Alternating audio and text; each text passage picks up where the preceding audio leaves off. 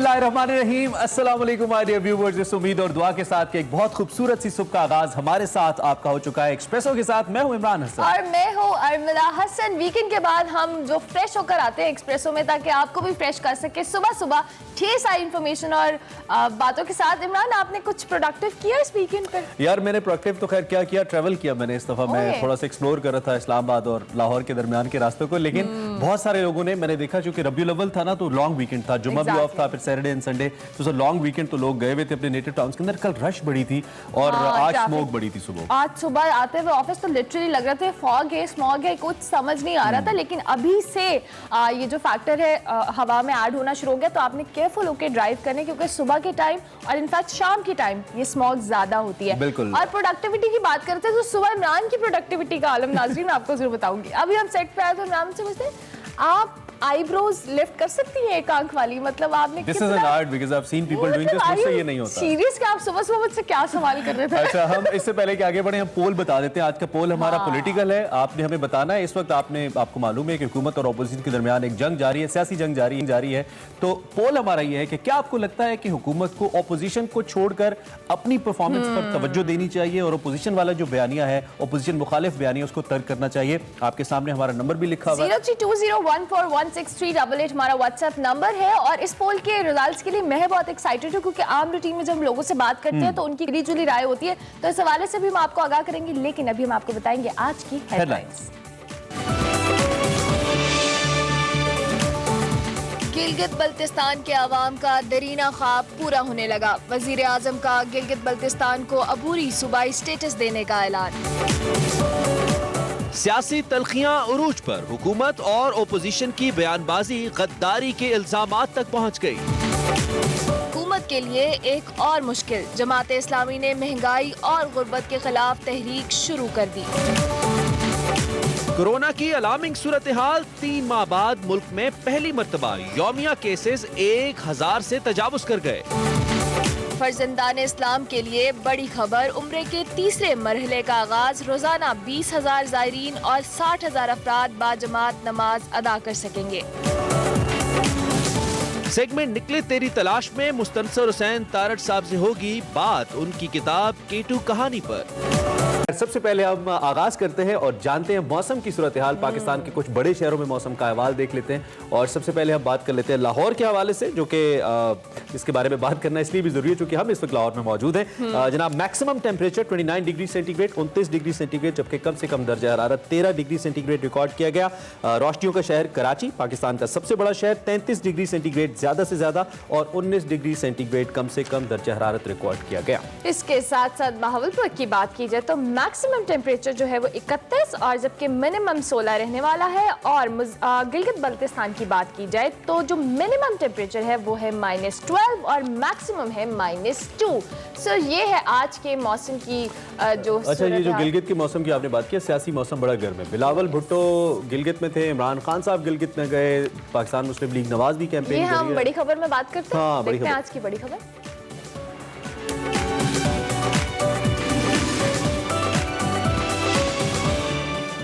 जी, बड़ी खबर में बात करेंगे गिलगित बल्तिस्तान के इंतखाबात की। तो सियासी गहमा गहमी अरूज पर पहुंच चुकी है। बिलावल भुट्टो जरदारी की बात की जाए तो वो भी गिलगित बल्तिस्तान में मौजूद हैं, भरपूर मुहिम चला रहे हैं। इंतखाबी मुहिम के सिलसिले में मरियम नवाज ने भी कल गिलगित जाना है। और गिलगित के हवाले से बताया जाए तो उसके कौमी दिन के मौके पर वजीर आजम इमरान खान ने भी दौरा किया है। गिलगित बल्तिस्तान को अबूरी सूबाई हैसियत देने का भी ऐलान किया, मुखालिफिन को ललकारा और कहा कि ऑपोजिशन ब्लैकमेल करने में नाकाम हुई है तो कौमी इदारों के खिलाफ बयानबाजी शुरू कर दी है। हुकूमत और ओपोजिशन के दरमियान महाज़ाराई खतरनाक मरहले में दाखिल हो चुकी है। एक दूसरे को नीचा दिखाने के लिए अब कौमी सलामती जैसे हसास मामलात को भी निशाना बनाया जा रहा है। इंतहाई अफसोसनाक बयान साबिक स्पीकर अयाज सादिक साहब का था और उसके बाद रईस कसर वफाकी वजीर फवाद चौधरी साहब के बयान ने निकाल दी, जिसके बाद गद्दारी के इंतजामात में शिद्दत आ रही है। दोनों तरफ से सख्त बयानबाजी का सिलसिला जारी है। मुल्क में बढ़ती कशीदगी पर सियासी माहिरीन परेशान दिखाई दे रहे हैं और हुक्मरानों को मशवरा दे रहे हैं कि अफ़ाम व तफ़हीम से मामलात हल करें। वज़ीर आज़म इमरान खान भारत को तो बार बार मुज़ाकरात की पेशकश कर सकते हैं, तो अपोजिशन को क्यों नहीं है? इस वक्त सियासी माहिरीन ये बात सोचने पर मजबूर हैं। दूसरी जानिब कल जमात इस्लामी बड़े दिनों के बाद, जिसे कहना चाहिए जागी और तबले जंग बजाया है, और महंगाई को लेकर कल सिराजुल हक साहब जो कि अमीर है जमात इस्लामी के, उन्होंने कहा जी हम इस्लामाबाद की जानिब मार्च कर रहे हैं। बिल्कुल, इसी तमाम पर डिस्कशन करेंगे। हमारे साथ मौजूद हैं air vice marshal Shahzad Chaudhary साहब। बहुत शुक्रिया शहजाद साहब, आपने हमें ज्वाइन किया। मुल्की सियासत की बात कीजिए तो खतरनाक रुख इख्तियार कर चुकी है, चाहे वो अयाज सादिक साहब का बयान हो और उसके बाद फवाद चौधरी साहब ने भी कौमी सलामती जैसे हसास मामले पर बयान किया है। अब भारत जो है इन तमाम मामलात को अपने हक में पेश कर रहा है। आपके ख्याल में ये जो इतने सेंसिटिव इश्यूज हैं, इस पे स्टेटमेंट्स देना मुल्क के लिए कितना खतरनाक हो सकता है?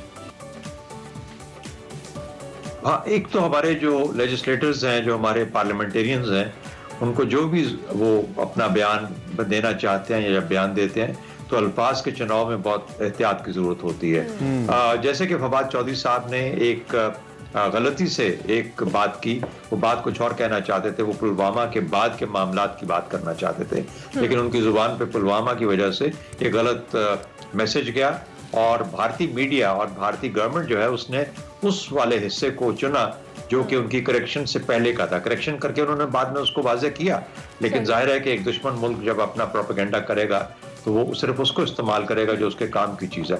तो एक तो उनको ये ख्याल करना चाहिए। दूसरा वो मामला है जो अयाज सादिक साहब का है, ये मैं समझता हूँ कि बाय इटसेल्फ कोई अकेली एक एग्जाम्पल नहीं है, ये कंटिन्यूटी है। PMLN का एक मिजाज है। PMLN ने पिछले ही चंद हफ्तों के अंदर एक तरह से अपनी स्ट्रेटजी बदली है और उसका आपको अंदाज और एहसास नजर आता है, जहां पर कि वो पाकिस्तान के इदारों को और पाकिस्तान के जहां पर सेंसिटिविटीज हैं इदारों सही। अच्छा इमरान साहब, ये भी बताइए कि वजीर आजम इमरान खान भारतीय वजीर आजम नरेंद्र मोदी से तो मुज़ाकरात की बात करते हैं, लेकिन वो अपोजिशन के साथ कौमी सलामती के लिए, नेशनल इशूज के लिए बात करने को तैयार नहीं है। नून लीग कहती है कि पार्लियामेंट में मुज़ाकरात होने चाहिए, बातचीत होनी चाहिए। इस रवैये पे आप क्या कहेंगे हुकूमत के? अब मेरा ख्याल है इमरान खान साहब ने भी ये कहा है कि वो भी मुज़ाकरात के लिए तैयार है। और लेकिन देखिए, इस किस्म की सियासी पोलराइजेशन हो चुकी हुई है सियासत के अंदर, इस किस्म की पोलराइजेशन है कि इसमें कोई इस वक्त जो दरमियाना किरदार होता है, जो कि एक दरमियान में सब मुफाहमाना किरदार, वो कोई अपना किरदार अदा करने वाली इस वक्त कोई कुव्वत या कोई रोल अदा कर नहीं रहा। और PDM के तौर पे खास तौर पे उन्होंने एक ऐसा बयानिया गढ़ा है जो कि न सिर्फ हुकूमत पाकिस्तान जो इमरान खान की हुकूमत है उसको टारगेट करता है, बल्कि पाकिस्तान की रियासत के बहुत सारे इदारों को भी टारगेट करता है। ये PDM का बयानिया है। तो इसका मकसद ये है कि हुकूमत तो चले, उस पर तो जोर दिया ही जा सकता है और शायद वो इस हद तक उसको हुकूमत को मजबूर कर दें कि हुकूमत को कहीं ना कहीं गिव इन करने के लिए तैयार हो जाए, लेकिन रियासती इदारों पे भी इस तरह का वजन डाला जाए और इस तरह से प्रेशर डाला जाए कि वो अपने उनके और बीच हुकूमत के बीच में जो इस किस्म की अगर कोई थोड़ी बहुत इस वक्त अंडरस्टैंडिंग है तो उसको तहलील किया जाए या कमजोर किया जाए या मजबूर किया जाए कि वो पीछे हट जाए। तो मेरा ख्याल है कि उसकी जरूरत है। कोई इनको बिठाने के लिए किन बुनियादों पे बैठेंगे, किस तरह बैठेंगे, लेकिन बात सूरत हमें ये करना है, इसके अलावा चारा कोई नहीं है। इस वक्त जो दोनों साइड्स हैं पार्लियामेंट के अंदर, जो कि हुकूमत है और ऑपोजिशन है, इनके अंदर कोई ना कोई रास्ता बातचीत का इन दोनों के बीच में। मैं इस चीज से एग्री नहीं करता कि एक ट्रूथ एंड रिकंसिलिएशन लेवल की कोई चीज होनी चाहिए, एक ग्रैंड रिकंसिलिएशन होनी चाहिए, मैं इस पे एग्री नहीं करता। जो जुराइम है उनका अदालतों के अंदर काम है, जो सियासत है उसका काम पार्लियामेंट में है। शहजाद साहब, साथ साथ अगर हम अभी सिचुएशन की बात करें, जो एक सियासत में पैनिक किसी सिचुएशन है, इसे कैसे कम किया जा सकता है? हालात खराब करने का जिम्मेदार कौन है? किसको फायदा हो रहा है? हल क्या है इन तमाम सिनेरियो का? हाँ, मेरा ख्याल है कि जैसा मैंने पहले कहा कि इसको किसी न किसी कुव्वत को बीच में बैठ के, पहले फौज कर दिया करती थी मामला तय, अब तो उन्होंने जब से ऑपोजिशन ने और खासतौर पर PMLN ने फौज को निशाना बनाया तो वो मुफाहमाना किरदार जो फौज अदा किया करती थी वो अब जाहिर है कि नहीं हो पा रहा। आपको याद होना चाहिए कि हमारी तारीख के अंदर ऐसे मौके भी आए जहां पर के चीफ जस्टिस और आर्मी चीफ ने मिलके सदर और वजीर आजम के दरमियान में कुछ मामलात को तय करवाया। ये 2 एक मरतबा हो चुका हमारी तारीख के अंदर। वो सक्सेसफुली हुए या नहीं हुए या उसका नतीजा क्या निकला वो एक अलग बात है, लेकिन एक कोशिश जरूर हुई ऐसे मामला के अंदर। तो एक तो ये बात है कि वो किसी किस्म का किरदार क्या सदर Pakistan, chief justice of Pakistan मिलके अदा करें, मेरा ख्याल है उनको करना चाहिए, और वो मजबूर करें तमाम साइड्स को कि वो मिलके बैठे, खासतौर पर जो हमारे सियासी आपस में जो सियासी लीडरान हैं उनके दरमियान में, ताकि एक ये जो महाजराई की जो कैफियत है इसको खत्म किया जा सके। दूसरा, इसका जिम्मेदार कौन है? इसके जिम्मेदार दोनों साइड से।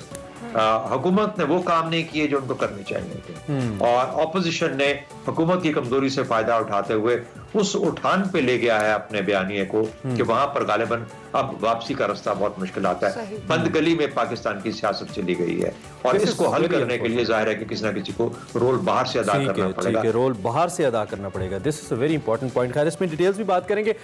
आपकी मौजूदगी से फायदा उठाते हुए इस वक्त जो गिलगित बल्तिस्तान के इंतखाबात हो रहे हैं, बड़ा वहाँ पे भी मौसम गर्म है।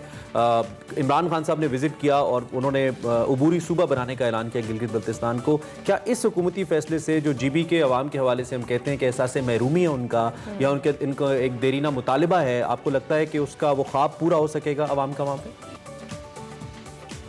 देखिए, हुकूमती फैसला नहीं है, इस पे बहस बात हुई पहले, और मेरा ख्याल है कि ये शायद किसी इदारे की तरफ से ही तमाम लोगों को बुलाया गया और बैठ के ये बात की गई कि गिलगित बल्तिस्तान को प्रोविजनली एक सूबा डिक्लेयर किया जाए, ताकि उनकी जो बहुत दरीना ख्वाहिश है वहाँ के अवाम की, उसको किसी हद तक पूरा किया जा सके, और वो पाकिस्तान की असेंबलीज के मेंबरान बने, और जो पाकिस्तान और उनके सूबे के बारे में जो जिस किस्म के फैसले होते हैं उसके अंदर उनकी आवाज होनी चाहिए। तो ये तो वो चीज है जो कि उनकी दरीना ख्वाहिश है। अब मेरा ख्याल है इसमें कोई हर्ज नहीं है, इसको जरूर होना चाहिए, और with in the provisions of the security council resolution on Kashmir, Jammu and Kashmir, वो उसमें होना चाहिए, लेकिन प्रोविजनली आप इसको सूबा डिक्लेयर कर सकते हैं। अच्छा, कोई हर्ज नहीं है। यही जो वजीर आजम साहब की स्टेटमेंट है उसके हवाले से पीपल्स पार्टी कहती है कि गैर कानूनी और इलेक्शन पर असरअंदाज होने की कोशिश करार दिया उसको, और इलेक्शन कमीशन से मुतालबा भी किया है कि इस हवाले से कार्रवाई की जाए। क्या लगता है कि कोई कार्रवाई अमल में लाई जा सकती है? डिपेंड करता है कि प्राइम मिनिस्टर इमरान खान ने किस तरीके से उसको इस विजिट को डिक्लेयर किया है। मिसाल के तौर पे उन्होंने आज वहाँ पे भाषा डैम के ऊपर एक ब्रीफिंग ली वापडा से, और वहाँ पे एक ये सेरेमनी भी हुई। अगर तो मकसद ये था कि वहाँ पे जाके ये ब्रीफिंग ही की जाए और उसके साथ फिर ये एक और जलसा उन्होंने कर लिया, तो फिर तो वो कह सकते हैं कि मैं असल में किसी और काम के लिए गया था, लेकिन वहां पे लोग जमा हो गए और फिर मैंने उनसे तकरीर कर डाली।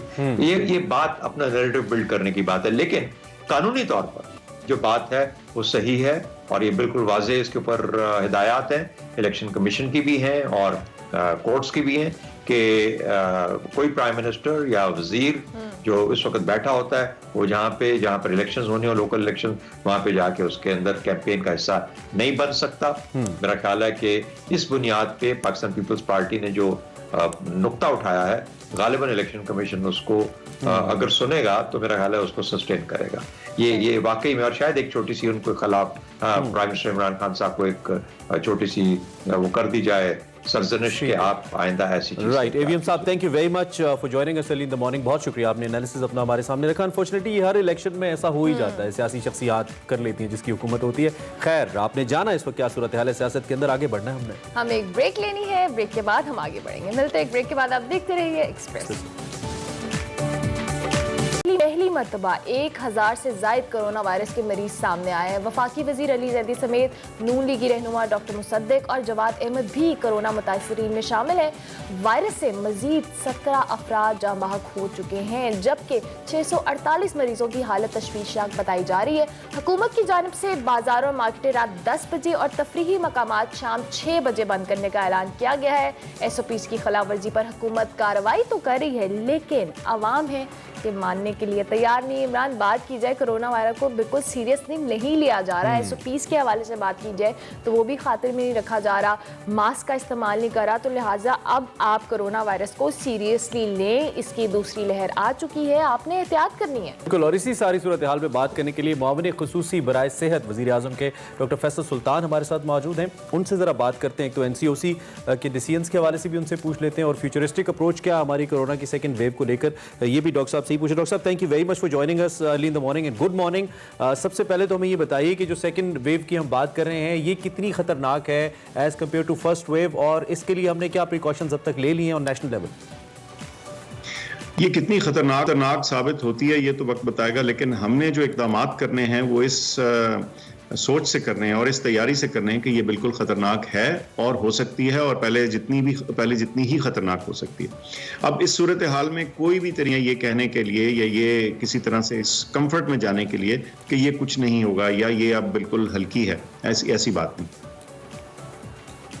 ठीक हो गया। अच्छा डॉक्टर साहब, इसके साथ साथ ये भी बात करें तो अगर हम दूसरी लहर की बात करते हैं, कोरोना वायरस की जो आवाम है इसको कितना सीरियसली लेने की जरूरत है, क्योंकि अभी भी हम देख रहे हैं कि उस तरह से एसओपीज को फॉलो नहीं किया जा रहा। पहली वेव में देखा था फिर भी लोग कुछ ना कुछ ख्याल कर रहे थे, अब लोग उसको संजीदगी से नहीं ले रहे हैं। पहली वेव में जी ये अनसीन था, नई चीज थी, एक खौफ था, लोग उसके ऊपर उस तरह से रिएक्ट कर रहे थे। अनफॉर्चुनेटली इस वक्त हुआ यह है कि एक फॉल्स सेंस ऑफ सिक्योरिटी आ गया, लोगों को ये गलत फहमी, खुश फहमी हो गई है कि जी अब ये मसला बिल्कुल काबू में है और इसमें हमें कुछ नहीं होगा। मैं समझता हूँ कि ये एक तो मैसेज बड़ा वाज़ेह जाने की ज़रूरत है कि ये ख़तरनाक उतनी ही है, हमारे हेल्थ सिस्टम को उसी तरह के ख़तरात लाहक हैं और हो सकते हैं और फर्दर प्रेशर आ सकता है, और इसको रोकने के भी तरीक़ाकार वही हैं जो हमने पहले किए थे, जिसका मतलब है कि हम अपने तौर तरीके, अपने आप को महदूद करें, रिस्ट्रिक्ट करें, मास्क का इस्तेमाल करें, बाहर बेजा ना फिरें, फासला रखें। ये तमाम चीज़ें जो सीखी थी वो दोबारा से अपनाने की ज़रूरत है। अब मसला सिर्फ ये है कि जब रिसेप्टिविटी कम हो ऐसी चीज़ की तो फिर थोड़ी सी रिस्ट्रिक्शंस की इम्प्लीमेंटेशन में सख्ती की ज़रूरत आ जाएगी। बिल्कुल सही है, बिल्कुल सही है। अच्छा, तो अगर हम इस सख्ती के लेवल की बात करें तो क्या ये सख्ती उसी सतह की हो सकती है डॉक्टर साहब जैसे कि हम पहले फेज से गुजरे, और दूसरा ये कि आपकी हुकूमत ने, आपने बड़े अच्छे तरीके से आवाम के साथ मिलकर निपटा पहली वेव के साथ, तो ऐसे क्या मेजर्स थे जो हमने पहले लिए और दोबारा लेके आपको लगता है कि हम इससे निकल जाएंगे हुकूमती सतह के ऊपर? देखिए जी, इसमें सारी चीज़ें शामिल है, सारे स्टेक होल्डर्स शामिल है। एक तो ये जो हमारी गुफ्तगू चल रही है ये भी उसी एक प्रोसेस का हिस्सा है, एंगेजमेंट है। मीडिया ने एक ज़बरदस्त रोल प्ले किया था। मैं समझता हूँ कि उन्होंने जितने दसों हज़ारों घंटे जो थे वो पब्लिक सर्विस मैसेजिंग में लगाए और उससे लोगों को आगाह किया और मेरे ख्याल से एक पब्लिक ओपिनियन को मोल्ड किया, तो वो फिर भी हो रहा है, एक प्रोसेस शुरू हो गया, थोड़ा सा स्लो है। दूसरी बात यह है कि जो चीज़ हमारे पास तब भी मौजूद थी, अब भी है, वो कौमी डिसीजन मेकिंग में कभी भी कोई ऑप्शन ऑफ द टेबल नहीं होती। देखिए, हालात को देख के उसके मुताबिक आपने फैसला करना है, लेकिन ये भी हमने देखा और समझा कि आपने बीमारी के फैलाव की रुकावट में जो इकदाम करने हैं वो मौसर तरीन तब होते हैं जब वो टारगेटेड हों और वो ऐसे हों जहां बीमारी का फैलाव है उसके मुताबिक हों। अब अगर आप हर चीज को एक ब्लंट इंस्ट्रूमेंट से इस्तेमाल करने की कोशिश करेंगे तो उसका उतना फायदा नहीं होगा, नुकसान होगा। तो एक तो ये चीज हमने सीख रखी है। लेकिन देखिए, बात यह है कि सख्ती से मुराद ये है कि अगर हमें दिखता है कि ये अदाद-ओ-शुमार इसी तरह चलते रहते हैं तो ये जो अभी प्रेजेंट रिस्ट्रिक्शंस हैं इनकी टाइप में, इनकी इम्प्लीमेंटेशन में, इनके स्कोप में जरूर फर्क आ सकता है। कमर्शियल एक्टिविटी में, हमारी मूवमेंट में, मास्क को एनफोर्स करने में। अभी देखिए, हमने लोकल अथॉरिटीज को ये क्लियर ऑटोनॉमी दी कि वो उसको इम्प्लीमेंट करें। अब जाहिर है हर जगह आप एक रूल के हिसाब से नहीं कर सकते क्योंकि हर जगह की लोकल सिचुएशन फर्क है। रूरल एरियाज हैं, अर्बन एरियाज हैं, अर्बन के अंदर फर्क हैं, कहीं जगह बहुत गुंजान आबादी है, कहीं कुछ खुली आबादी है। तो जो लोकल एडमिनिस्ट्रेशन होता है ना, जो असिस्टेंट कमिश्नर है और जो लोकल इंतजामिया है बाकी उनके साथ, उनको इन मामलात का ज्यादा बेहतर इल्म होता है कि इसको कैसे एनफोर्स करना है। लेकिन इसमें कोई शक नहीं कि अगर हमने एनफोर्स ना किया तो हम ज्यादा बुरे हालात में जाएंगे। ठीक हो गया। डॉक्टर साहब, आप हमारे साथ ही रहिए। हम इसी हवाले से कोरोना वबा की दूसरी लहर के हवाले से बात करें कि आवाम को अभी भी बहुत एहतियात की जरूरत है। मजीद डिस्कशन करेंगे। डॉक्टर फैसल सुल्तान हमारे साथ हैं। अभी एक ब्रेक लेंगे, ब्रेक के बाद हाजिर होंगे। आप देखते हैं express. Welcome back to expresso. Doctor Faisal Sultan हमारे साथ मौजूद हैं, वज़ीर आज़म के मामले खुसूसी बराए सेहत। उनसे हम कोरोना वायरस की दूसरी लहर के हवाले से बात करें और डॉक्टर साहब अपने खदशात का इज़हार करें। डॉक्टर साहब, without wasting any more time, मैं आपसे पूछना चाहूँगा कि इस वक्त डॉक्टर्स के हवाले से जो वल्नरेबिलिटी का एलिमेंट है वो किस हद तक है? शुरू में हमने बड़े इंपॉर्टेंट हमारे जो डॉक्टर्स साथी हैं उनको लूज़ किया, शहीद हुए डॉक्टर साहिबान, फ्रंट लाइनर्स थे, और so is the paramedic staff. इनकी सिक्योरिटी के लिए, इनकी हिफाजत के लिए हम किस हद तक तैयार हैं इस वक्त? पहले की निस्बत एक तो चीज़ बहुत बेहतर है, वो ये है कि हमारा सिस्टम थोड़ा ट्रेंड है इस चीज़ के लिए। एक दूसरा, हमारे पास पीपीईज की अवेलेबिलिटी मौजूद है। लेकिन मैं आपको बताऊं, इसमें किसी कंप्लेसेंसी अभी भी नहीं हो सकती। उसकी वजह ये है कि जब मरीज बढ़ना शुरू होते हैं तो छोटी सी ब्रीच है ये इन एसओपीज को फॉलो करने में, मास्क को पहनने में, उतारने में, कहीं कुछ टच हो गया, कहीं भूल गया, ये चीज़ें होती हैं। और अभी भी आपके सामने है, गुज़िश्ता 1-2 दिनों में एक बड़े सीनियर डेंटल प्रोफेशनल केपीके के उनकी वो हुए। तो अब बात यह है कि ये रिस्क तो हमारे हेल्थ केयर सिस्टम के ऊपर आएगा। हमने इसको बहुत तरीके से प्रोफेशनलिज्म से टैकल करना है। लेकिन मैं कहता हूँ अगर हम सब थोड़ी एहतियात कर लें, इससे बचत ही हो जाएगी, सिर्फ इससे एक मौका ही ना आए। तो आपके जरिए फिर मैं ये पैगाम पहुंचाना चाहता हूँ कि हमने मास्क से जो हम भाग गए हैं, हमने से किनारा कशी इख्तियार कर ली है, इसको वापस ले आए तो शायद ये दिन हमें देखना ही ना पड़े। अच्छा डॉक्टर फैसल, अभी जिस तरह से आपने कहा कि हमें अभी भी एहतियात की ज़रूरत है और मास्क को ये सारे एसओपीज फॉलो करने की ज़रूरत है, क्योंकि अभी जो सिचुएशन हम देख रहे हैं कि सेकेंड वेव बहुत वर्स्ट आ रही है और अभी बहुत ज़्यादा केसेस भी रिपोर्ट हुए हैं। तो क्या हुकूमत जो है स्मार्ट लॉकडाउन, जिस तरह से हमने पहले स्ट्रैटेजीज अपनाई थी कि हम इन स्ट्रैटेजीज को रह के हमने कोरोना वायरस से लड़ाई की, क्या अभी भी हमें कुछ सख्त लॉकडाउन की तरफ जाना पड़ सकता है? ठीक है, स्मार्ट लॉकडाउन तो मौजूद हैं जी। मुल्क भर के बेशतर इस जगह, बड़े शहर जहाँ के केसेस ज़्यादा हैं, गुंजान आबाद खास तौर पे, वहाँ स्मार्ट लॉकडाउन इन इफेक्ट हैं, इसमें कोई शक नहीं, अभी इस वक्त भी हैं। लेकिन मैं समझता हूँ कि देखिए, स्मार्ट लॉकडाउन तो एक तरह से वो क्या कहते हैं कि जब घोड़ा भाग गया तो फिर आपने ताला लगाया वाली बात है ना, इन द सेंस के अब उस इलाके में तो बीमारी फैलाव कर चुकी है, वहाँ आपने लगा जाए और उसके बाद आप करें। सही। तो उससे बहुत बेहतर है कि हम वो वहां तक जाने ना पाए सिचुएशन। खुसूसन आजकल पता है मौसम भी चेंज है, लोग हडल भी ज्यादा करते हैं, ज्यादा तंग जगह में भी होते हैं। सर्दियों में, गर्मियों में खुला होता है, बाहर फिर रहे होते हैं। सर्दियों में लोग खिड़कियां दरवाजे भी बंद कर देते हैं और ज्यादा कम जगहों में ज्यादा लोग भी कई दफा बैठे होते हैं। अब ये तमाम अवामिल हैं जिसमें एक रेस्पिरेटरी इलनेस है, सांस के जरिए फैलने वाली बीमारी जो है उसने फैलना है। अच्छा, हम इस वक्त जो करें वो प्रिवेंशन के करें, रिएक्ट ना करें उसको। रिएक्ट ना करें। डॉक्टर साहब, एक तो हमें ये बताइए कि अब तक हमने रिसर्च वर्क किस हद तक किया है सारे मामले के ऊपर? पहले आपको याद होगा कहा जाता था जी गर्मी में ये वायरस सर्वाइव नहीं करेगा। अब प्राइम मिनिस्टर ने एक स्पीच में कहा कि सर्दी में शायद ये इसको ज्यादा हेल्प मिलेगी, ये ज्यादा पनप सकता है, ग्रो कर सकता है। तो हम क्या इस पर रिसर्च भी कर रहे हैं कि इसकी जो एक कहना चाहिए कि किस हद तक मजीद खतरनाक हुआ है ये, या होने जा रहा है सर्दियों के अंदर? क्या है डॉक्टर साहब, आपको आवाज आ रही है? डॉक्टर साहब के साथ हमारा मुनक़ता हुआ, हम दोबारा कनेक्ट करने की कोशिश करते हैं। Meanwhile doctor Faisal was with us, जो कि हमें बता रहे थे वज़ीर आज़म के मुआविन खुसूसी हैं। उनका ये कहना था कि बजाय इसके कि जब घोड़ा भाग जाए, एग्जाम्पल दिया उन्होंने, फिर आप ताला लगाएं, आप पहले एहतियात क्यों ना कर लें, आप पहले मास्क क्यों ना पहन लें, सोशल डिस्टेंसिंग क्यों ना कर लें।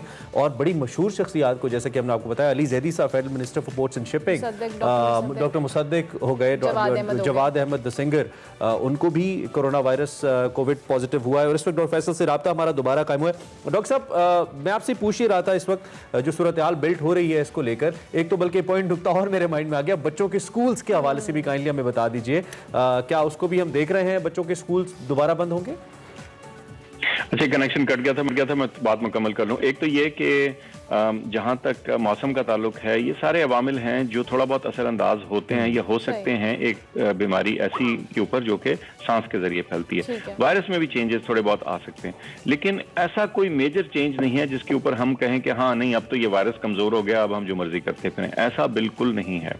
अच्छा, आपने स्कूलों कॉलेजों का जिक्र किया। मैं समझता हूँ कि अगर एक जगह हमारा एक सेक्टर ऐसा है जिसने SOPs के ऊपर बेहतर कंप्लायंस की है या बेहतर उसको फॉलो करने की कोशिश की है, वो हमारा एजुकेशन सेक्टर है।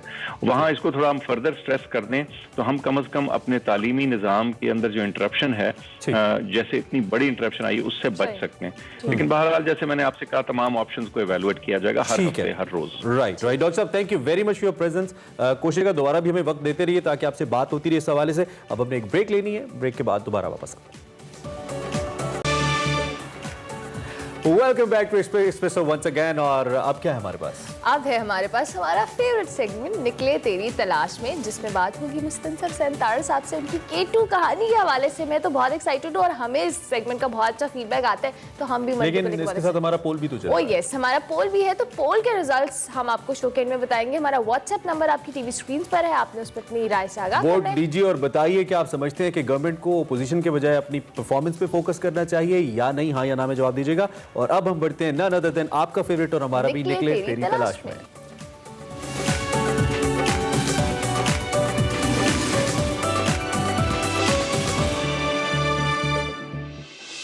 अस्सलाम वालेकुम नाजरीन, आप देख रहे हैं निकले तेरी तलाश में और मैं हूं वकार अहमद मलिक। इस दफ़ा जो हमारी किताब है जो हमने डिस्कस करनी है तार साहब के साथ, उसका नाम है K2 कहानी।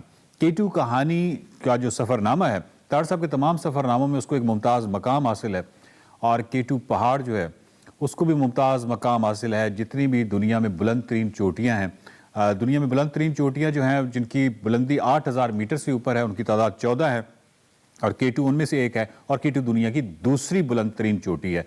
और K2 ट्रैक जो है उसको तार साहब की मुहिमात में पहली बाकायदा मुहिम या एक्सपेडिशन कहा जा सकता है।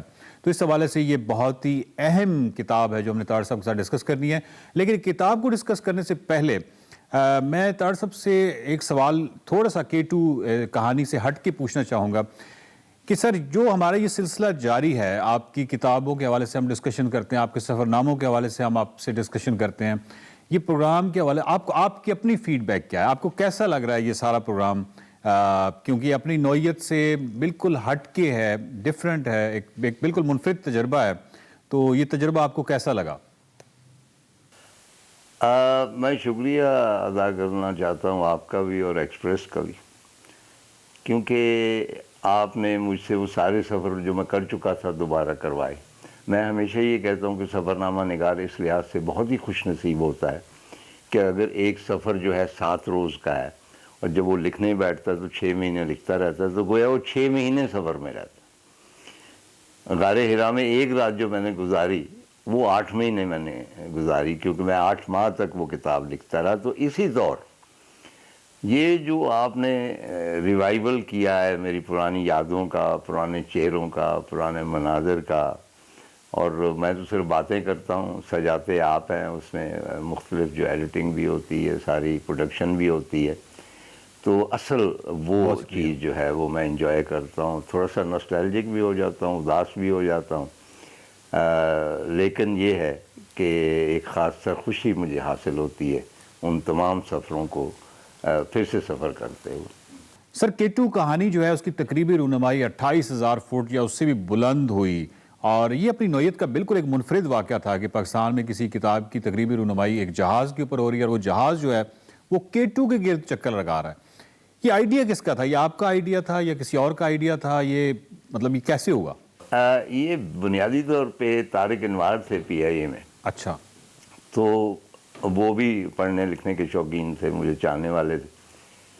तो उन्होंने सजेस्ट किया कि अगर ऐसा हो, अब मुझे क्या इतराज़ हो सकता था, तो चुनांचे उन्होंने PIA की इंतज़ामिया से बात की कि ये एक ऐसा स्कूप है, ऐसे PIA का मतलब प्रोजेक्शन होगी बहुत ज़्यादा।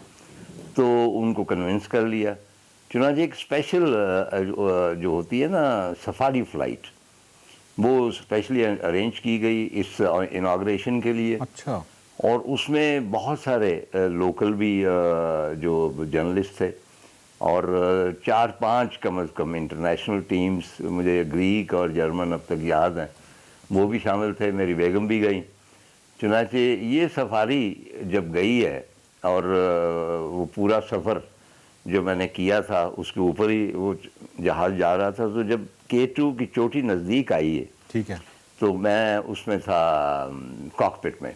अच्छा। तो उसने मुझे बताया, पायलट ने, कि जी हम इसके ऊपर ज़रा सा एक चक्कर लगाएंगे, लेकिन आपके पास 2-3 मिनट हैं, इसमें आपने तकरीब करनी, ताकि ये इस्टेब्लिश हो कि इस किताब की जो इफ्तिताई तकरीब है K2 कहानी की, K2 की चोटी के ऐन ऊपर की गई है, जो बहुत ही यूनिक चीज़ है। क्या कहें? चुनांचे मैंने जब वो उन्होंने कहा कि हम K2 की चोटी के ऊपर हैं, तो मैंने वो अपनी किताब उनको प्रेजेंट की और उसके बाद PIA चीफ ने कुछ बात की और बहुत सारे लोग थे, तो उन्होंने थोड़ी थोड़ी बात की और इस तरह इसका इफ्तिताह हुआ।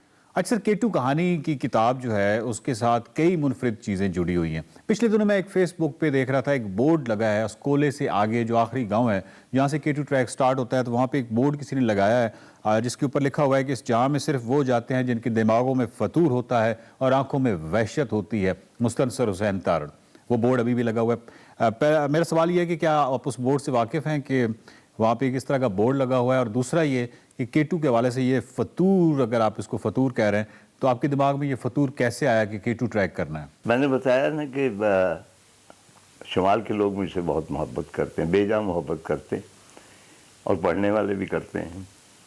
तो एक पढ़ने वाले हैं मियाँ शकील साहब, अच्छा, उन्होंने ये किया कि यहाँ से वो बोर्ड लिखवा के लेके गए। उनकी पसंदीदा वो लाइनें थी, क्योंकि अशकोले जो है वो बड़ा एक जादुई किस्म का हमारे लिए जी, एक विलेज है कि तहजीब का जो आखिरी गांव उसको कहा जाता है, उसके बाद कुछ भी नहीं है। और अगर दूसरी तरफ नगर की तरफ आए तो वहाँ हेस्पर है कि उसके बाद कुछ नहीं है। हेस्पर फिर कनेक्टेड है, लेकिन अशकोले बिल्कुल कटा हुआ है। और उस ज़माने में तो जीप भी बड़ी मुश्किल से जाती थी। जो लोग केटू के लिए जाते थे वो दासू तक जाते थे, उसके बाद पैदल सफ़र करते थे। चुनांचे वो बोर्ड स्पेशली उन्होंने लिखवाया, बड़ी मुश्किल से वहाँ तक लेके गए, वहाँ आवेज़ा किया, और फिर उसकी मुझे कवरेज भेजी। और मैं समझता हूँ कि ये एक मुसन्निफ़ की इससे ज़्यादा खुशकिस्मती और क्या होगी कि वो जिस गांव में गया और उसको तहजीब का आखिरी गांव उसने कहा, तो उसकी एक सेइंग गांव के आगाज़ में आवेज़न अब भी है। तो फिर बहुत इंटरेस्टिंग इंक्वायरीज आई, क्योंकि बेशतर लोग पूछते थे जी अच्छा आपके साथ मेमें कितनी हैं। वो समझते थे कोई फॉरेन टीम है, तो हम कहते थे मेमें तो नहीं है, डशकरे हैं सारे। Welcome back to espresso. और इससे पहले कि हम आगे बढ़े, एक बात बताना बड़ा जरूरी है, वो है अमरीकी इलेक्शंस के हवाले से। अमेरिका के अंदर कल 3 नवंबर को इस हवाले से पता चल जाना है कि सदर होगा कौन। एक जानिब डोनाल्ड ट्रंप जो है वो उनको कुछ इनसिक्योरिटीज़ हैं इलेक्शन रिजल्ट्स को लेकर, दूसरी जानिब जो बाइडन कहते हैं कि असल डेमोक्रेसी हम लेकर आएंगे, लेकिन आगे चल के आपको बताएंगे कि इसमें क्या है। लेकिन अभी हमें आपको दिखाना है वो बकिया हिस्सा निकले तेरी तलाश का, जो भी आप भी जिसका इंतजार कर रहे हैं और हम भी। आप देखिए निकले तेरी तलाश में।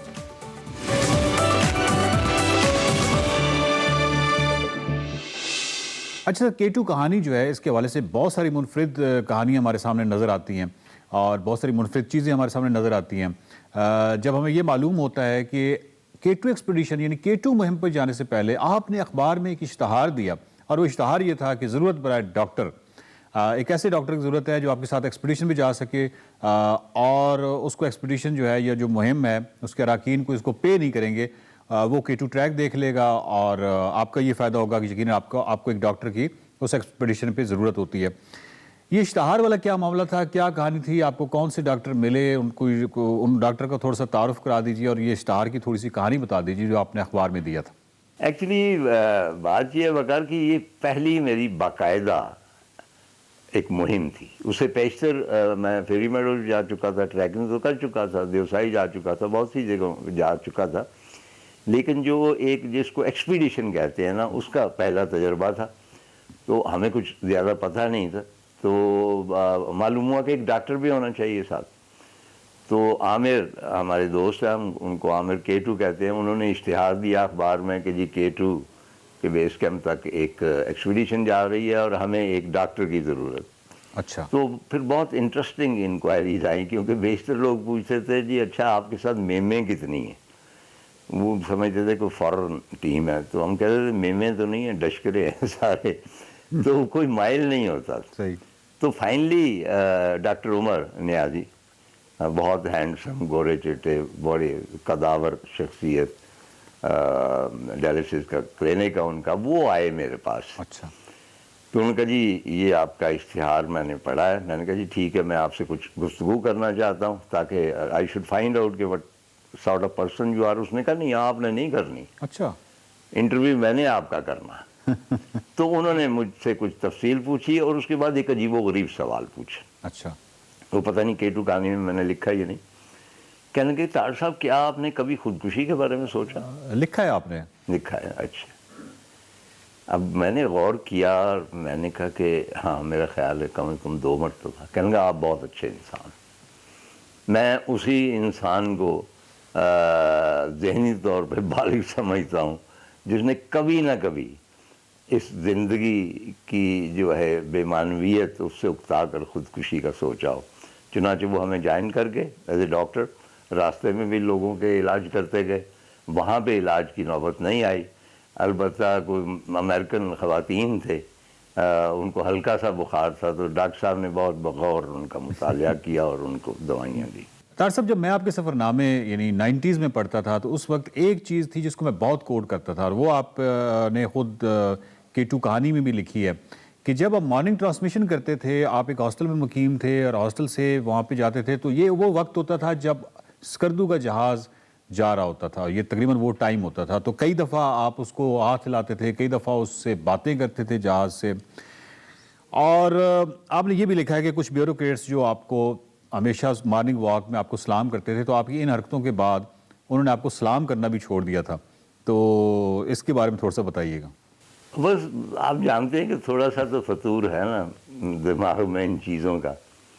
और जिस तरह मैंने पहले भी बताया कि परिंदों से भी हम बातें करते रहे जनाब बाग में, तो बेजान अशिया जो है उनसे भी वो क्या है, शेर के दीवारों से बातें करना अच्छा लगता है, तो बेजान अशिया से भी गुफ्तगू की जा सकती है। और मेरा ख्याल है कि उनकी जो हैत होती है या उनकी साख्त होती है वो आपको फैसिनेट करती है, मशहूर करती है, तो आप उसके साथ बात करते हैं। चे जाए कि एक जहाज़ हो और वो एक ऐसी मंजिल की जानिब रवां हो जहाँ जाने की आपको ख्वाहिश हो, तो वो मैं हसद महसूस करता था और उनको बहुत बुरा भला कहता था उन पैसेंजर्स को जो उस जहाज़ में बैठे गिलगित स्कर्दू जा रहे होते। अच्छा सर, मैं ये पूछना चाहता हूँ कि K2 की जो मुहिम थी ये आपकी पहली बाकायदा एक्सपीडिशन, ये पहली बाकायदा मुहिम कहा जा सकता है और इससे पहले आपको कोई तजर्बा भी नहीं था। तो इसकी जो सामान की ख़रीदारी है उसकी फ़हरिस्तें मुरतब करना और इसके लिए बहुत एहतियात की ज़रूरत होती है, क्योंकि आप कोई एक छोटी सी चीज़ जो है अगर आप भूल जाएँ तो फिर आप वापस ही आते हैं, मतलब ट्रैक पर फिर कुछ नहीं हो सकता। मेरा सवाल ये है कि आपका तजर्बा तो नहीं था, तो ये सब तमाम काम आपने खुद किया, ये तमाम फ़हरिस्तें वगैरह ये आपने खुद ही मुरतब की थी, तमाम अशिया की ख़रीदारी वगैरह? अब मिलजुल के किया था। मियाँ फरजंद अली थे हमारे दोस्त मरहूम, वो और डॉक्टर उमर और आमिर जिनका मैंने तज़किरा किया है, शाहिद साहब भी, तो हमने मिलजुल के वो पूरी फहरिस्त बनाई थी। लेकिन वहाँ पे पहले तो ये था कि मैंने नज़ीर साबिर से मशवरा किया और अशरफ अमान, दोनों मेरे दोस्त। अशरफ अमान पहले शख्स हैं पाकिस्तानी शख्स जो K2 पे गए, चुनांचे उस लिहाज से सबसे ज़्यादा एक्सपीरियंस थे, उनसे मशवरा किया। फिर एक चंगेज़ी साहब थे, बुनियादी तौर पे टूर ऑपरेटर थे लेकिन वे बहुत ही नफीस इंसान थे, तो उन्होंने मुझे बहुत गाइड किया। वो पूरी फहरिस्त जो थी उन्होंने फिर सजेस्ट की कि क्या क्या, क्योंकि वहाँ जब आप जाते हैं वीरानों में तो वहाँ कोई चीज़ अगर शॉर्टेज हो जाए किसी चीज़ की तो वहाँ मिलने की नहीं। मसलन अगर आप एक तेल का चूल्हा लेके गए और उसमें वो जो बत्ती पड़ती है वो नहीं लेके गए तो वो बेकार हो गया। चुनांचे बड़ी माइन्यूटली आपको वो फहरिस्त बनानी पड़ती और फिर भी कुछ कमी रह गई, आप जानते इस पे हम बाद में बात करते हैं। अच्छा सर, ये बताइए कि K2 मोटल जो है जहाँ पे तमाम दुनिया की मुहिमात जो जाती हैं स्कर्दू में मुख्तलिफ पहाड़ों पे जो पहाड़ों को सर करने जाते हैं, ये ट्रैक्स भी इवन, वो अपनी मुहिमात के हवाले से कोई ना कोई स्टिकर वहाँ लगा देते हैं और आपके हवाले से भी एक स्टिकर जो है आपकी उस पूरी K2 कहानी मुहिम का जो स्टिकर है वो वहाँ पे लगा हुआ है। वो स्टिकर किसने डिज़ाइन किया था? अच्छा, मैंने पहले अर्ज़ किया था कि ये जितने मोटेल्स हैं, ये मॉन्यूमेंट्स हैं, ये सिर्फ मोटेल्स नहीं है और ख़ास तौर पे K2 मोटेल जो है स्कर्दू का, अब वहाँ मुख्तलिफ एक्सपीडिशंस के वो जो लगे हुए हैं, अपना जो इश्तिहार कह लें या उनकी जो गए लोग उनके साइन, तो almost encyclopedia of mountaineering specially about K2 वहाँ पे आवेज़ है। तो एक तो स्टिकर हमारा K2 का वहाँ लगा हुआ है। लेकिन उसके बाद सुमैर गया, मेरा छोटा बेटा, और सुमैर को भी ये थोड़ा सा शौक़ है मेरे साथ, वो तरशिंग भी गया, देवसाई भी गया, तो वो 4 दोस्तों के हमरा गया, 3-4 दोस्तों के हमरा, और उन्होंने फ़ैसला किया कि हम हिच हाइकिंग करेंगे अब्बा जी की तरह। और पैसे नहीं खर्चेंगे। चुनांचे वो ज़्यादातर ट्रकों में बैठ के और छोटी गाड़ियों में बैठ के हिच हाइकिंग करते। उन्होंने पूरा नॉर्थ किया। तो स्कर्दू पहुँचे तो उन्होंने देखा कि मुख्तलिफ एक्सपीडिशंस के वहाँ लगे हुए हैं स्टिकर्स वगैरह। तो उन्होंने कहा कि हमारा स्टिकर क्यों ना हो। चुनांचे उन्होंने अपने आप को चश्माटू हाइकर्स का नाम दे के अपनी वो कार्टून बना के, क्योंकि एनसीए में पढ़ता था उसको बनाने आते थे, वो लगाया।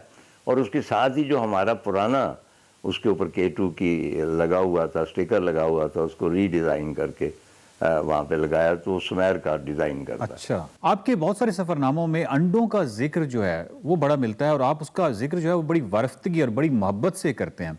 मेरा सवाल ये है कि क्या ये इस वजह से होता है क्योंकि बहुत सारी दूर दराज जब आप जगहों पे जाते हैं तो ये मतलब खाने का एक बेहतरीन मुतबादल के तौर पे, यानी अंडे से बेहतर क्या चीज़ हो सकती है? हाँ, नहीं, मुतबादल कोई नहीं होता, क्योंकि आप सब्ज़ी नहीं ले जा सकते सिवाय आलूओं के, या दालें ले जा सकते हैं। अंडे सरवाइव कर जाते हैं। चुनांचे अंडा वैसे भी बेहतरीन खुराक होता है।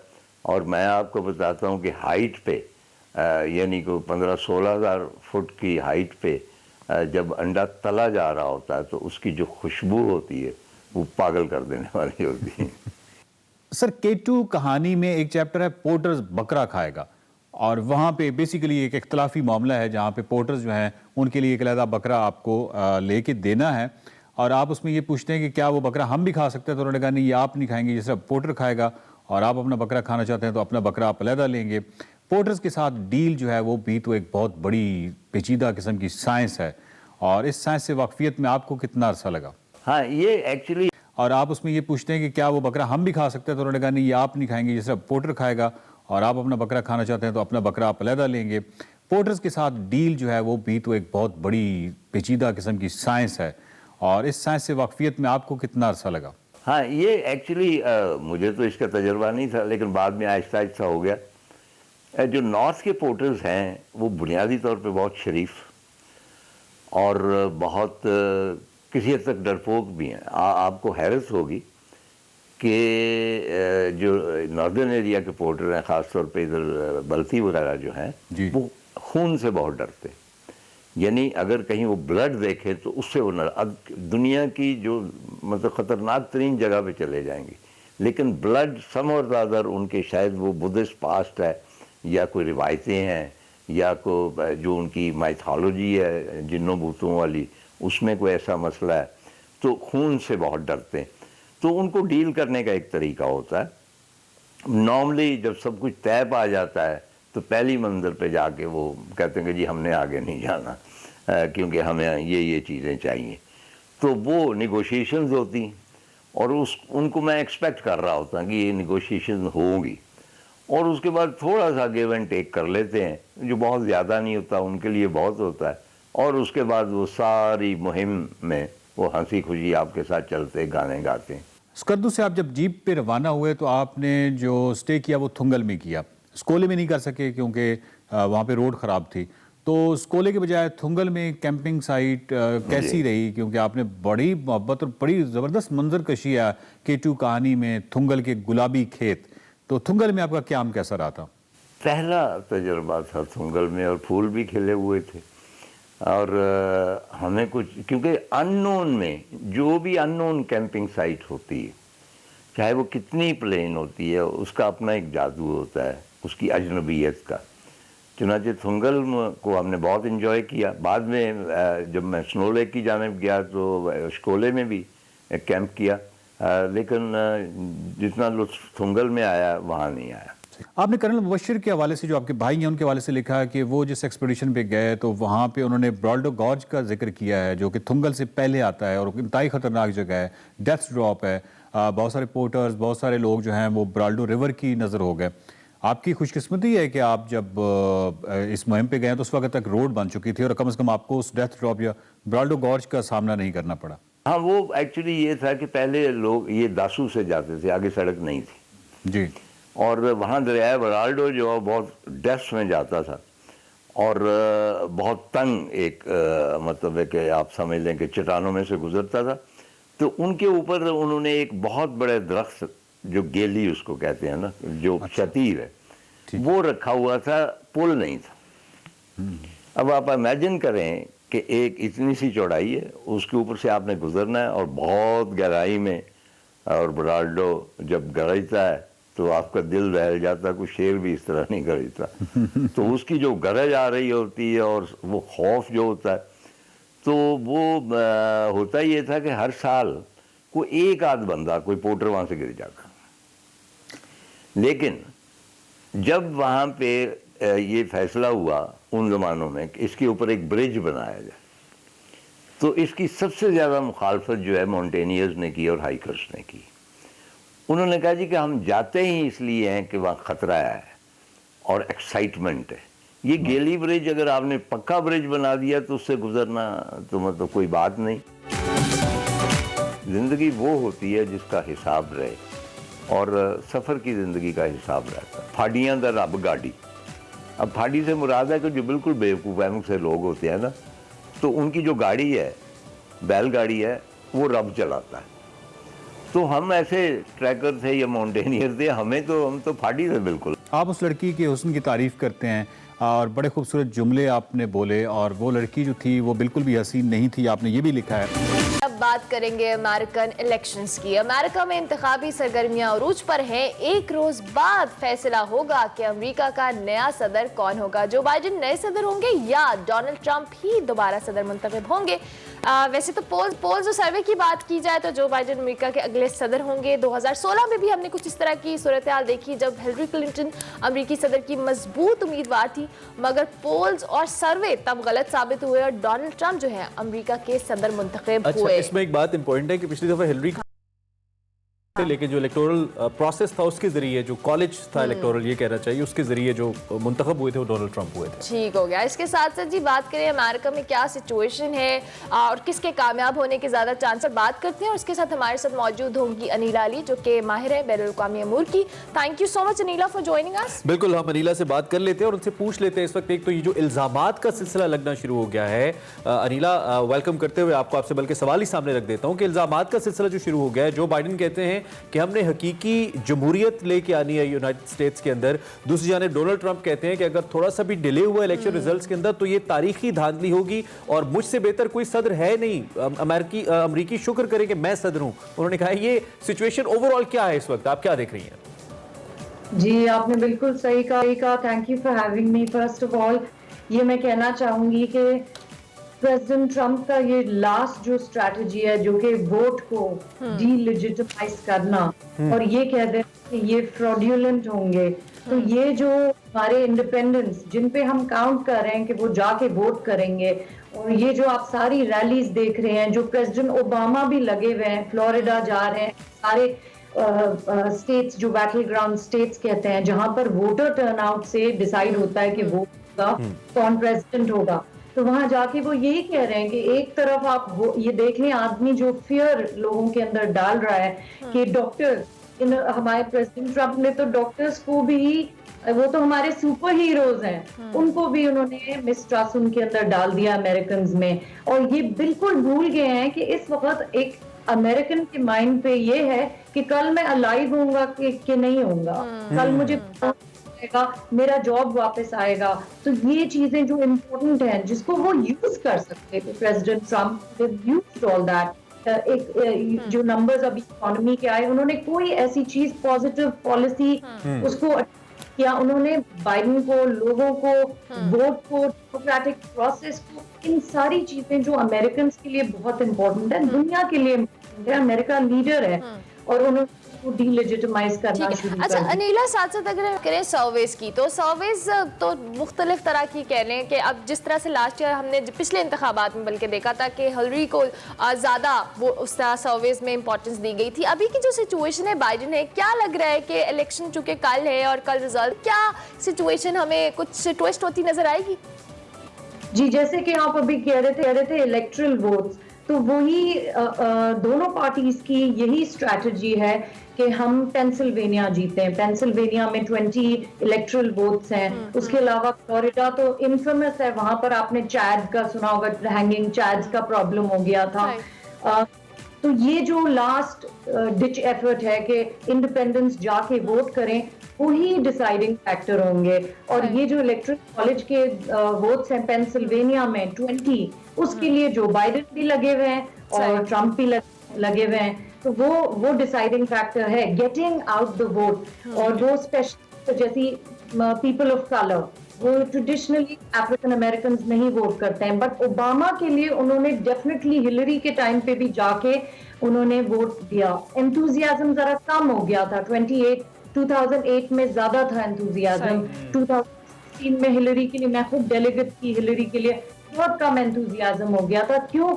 उन लोगों के दिमाग में शक आ गया था। और यही प्रेसिडेंट ट्रंप। अच्छा, जो बाइडेन अपनी स्टेटमेंट्स के अंदर अनिला जो रशियन प्रेसिडेंट हैं उनके हवाले से भी बड़े नाजेबा कलिमात कह रहे हैं डोनाल्ड ट्रंप के लिए, तो इस सारी सूरत हाल को देखते हुए इस वक्त जो सारी सिचुएशन बिल्ट हो रही है, इसमें हमें ये बताइए कि क्या ये कलिमात मैटर करेंगे? नंबर 1, नंबर 2, क्या अमेरिकन वोटर इस वक्त मेडिकल हेल्थ को लेकर या मेडिकल सिचुएशन को लेकर, कोविड सिचुएशन को लेकर अंडर स्ट्रेस है टू कास्ट हिज वोट?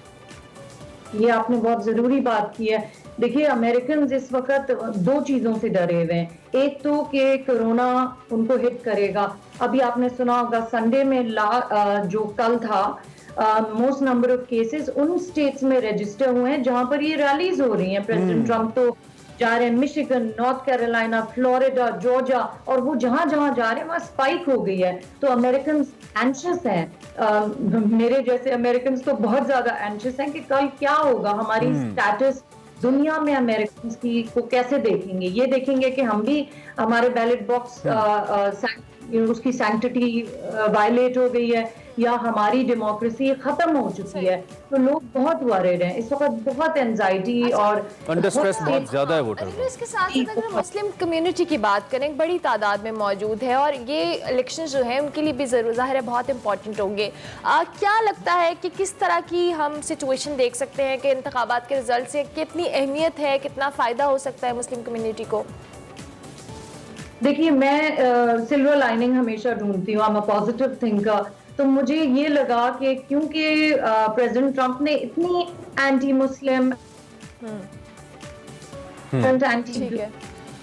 ठीक है, थोड़ा सा ऑडियो ब्रेक है, थोड़ा सा आई थिंक हम ब्रेक ले लेते हैं। ब्रेक के बाद अनिला से दोबारा रब्ता करने की कोशिश करते हैं और गुफ्तगू वाकई बहुत इंटरेस्टिंग है। मिलते हैं एक ब्रेक के बाद, आप देखते रहिए एक्सप्रेस।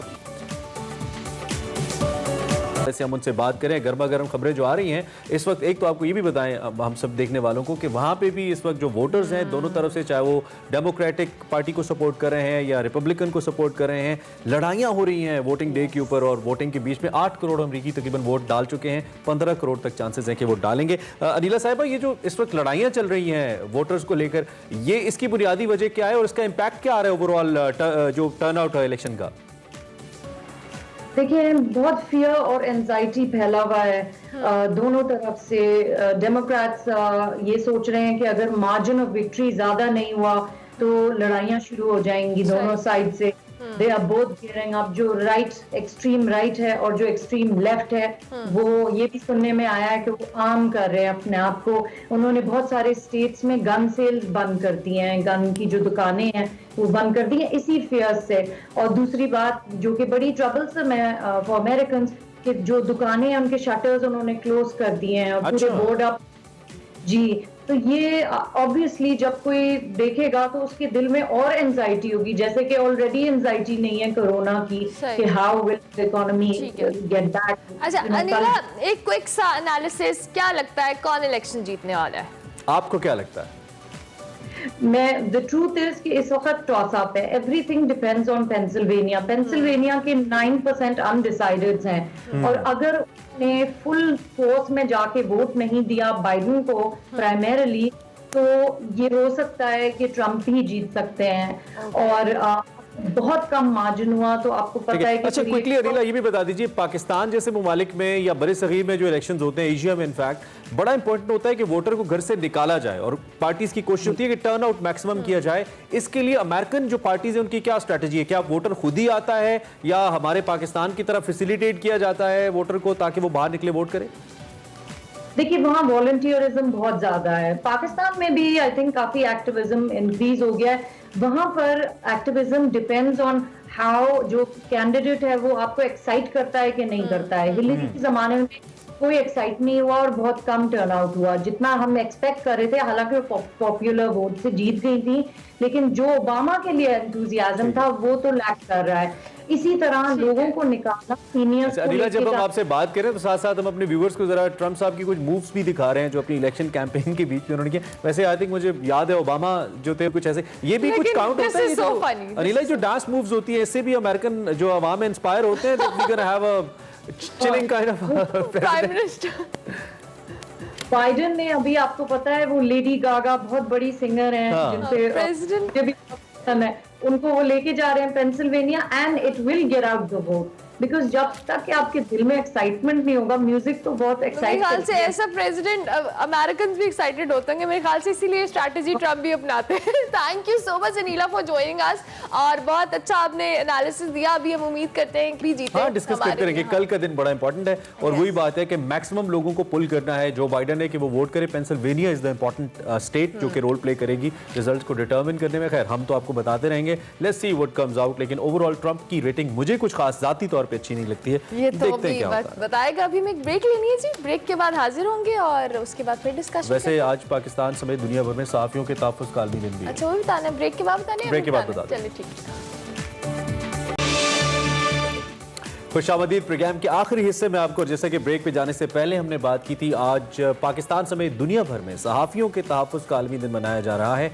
2013 से अक़वाम मुत्तहिदा के तहत सहाफ़ियों के खिलाफ जो जराइम होते हैं या उनके लिए जो सिक्योरिटी प्रॉब्लम्स होते हैं, इसको लेकर इस दिन को मनाने का फ़ैसला किया गया। और बुनियादी तौर पर 2 फ्रांसीसी सहाफ़ी थे जिनकी वजह से 2 नवंबर से ऑनवर्ड्स 2013 को इसका आगाज़ किया गया था। इसकी याद में ये दिन मनाया जाता है। पाकिस्तान अनफॉर्चुनेटली इस वक्त उन ममालिक में शामिल है जहाँ पे सहाफ़ी बड़े वल्नरेबल है और ख़तरनाक ममालिक की फहरिस्त में पाकिस्तान शामिल है। दुनिया भर में 800 से ज़ायद सहाफ़ी पेशा वराना ज़िम्मेदारियाँ निभाते हुए पिछले साल की हम बात करें या ओवरऑल हम बात करें तो उसमें हलाक हुए। और पाकिस्तान में भी जैसे कि हमने कहा कि इसके लिए कानून साजी की भी ज़रूरत है और मज़ीद जो सिक्योरिटी लॉज हैं सहाफ़ियों को लेकर उनको भी लाने की ज़रूरत है ताकि सहाफ़ियों का तहफ़्फ़ुज़ यकीनी बनाया जा सके। इसके साथ साथ जी कुछ स्पोर्ट्स की बात कर लेते हैं। और जिम्बाब्वे के साथ सीरीज चल रही है और अब जो है हमें बर्तरी हासिल हो गई है। सीरीज हमने फैसला के मुताबिक जीत ली है और हमारा पॉइंट होगा। We have a great pride on Aleem Dar sahab और हमें बहुत अच्छा लग रहा है खबर आप तक पहुंचाने में। अब पोल भी है। ठीक है, अब मैं सोच रही थी कुछ और हमने जो शेयर करना है। अच्छा, पोल के रिजल्ट्स आपको बता देते हैं। हमने आपसे पोल में पूछा था कि जो हुकूमत है उसको ऑपोजिशन के झंझट से निकल के कुछ अपनी कारकर्दगी पे कितना फोकस करने की जरूरत है। तो इसके रिजल्ट्स हैं 74। रिजल्ट्स आ रहे हैं जनाब। 74% आप लोगों ने कहा है कि हाँ हुकूमत अब अपनी कारकर्दगी पे तवज्जो दे, महंगाई खत्म करे, गवर्नेंस ठीक करे, बार बार ये कहना बंद करे कि हम जेल में डाल देंगे, सजा देंगे, वो अपनी जगह, लेकिन एहतसाब वगैरह जो भी है चले, कारकर्दगी सबसे जरूरी है। 74% लोग कहते हैं, 16% कहते हैं नहीं जो कर रही है हुकूमत वो ठीक कर रही है। May be they the PTI और 10% ऐसे भी है जो कहते हैं पता नहीं, वो कहते हैं अरमला हसन, हमें नहीं पता, मतलब ठीक है, मैं पता नहीं हूं। चले जी इंशाल्लाह। Last but not the least, साबिक सदर रफीक तारड़ साहब की आज 91वीं सालगिरह भी है। रफीक तारड़ साहब की हम बात करें तो 2 नवंबर 1929 को गखड़ मंडी गुजरावाला में पैदा हुए। 1949 में इस्लामिया कॉलेज गुजरावाला से इस्लामिक स्टडीज में BA किया। 1951 में तारड़ साहब ने पंजाब यूनिवर्सिटी से LLB का इम्तहान पास किया। आज उनकी 91वीं सालगिरह है, सो हम एक्सप्रेसो के प्लेटफॉर्म से शिमा great birthday sir, may you have a great birthday. और इसी तरीके से हम आपको मजीद शख्सियात के हवाले से भी आगाह करते हैं। अभी हम आपसे इजाजत लेंगे, इंशाल्लाह आपसे हमारी मुलाकात होगी अब कल 5 दिन हफ्ते में आपका हमारा साथ रहने वाला है। फीडबैक आपने हमारे सोशल मीडिया प्लेटफॉर्म्स पे लाजमी देना है। कल तक के लिए हमारी तरफ से हैव अ ग्रेट डे, अल्लाह हाफ़िज़।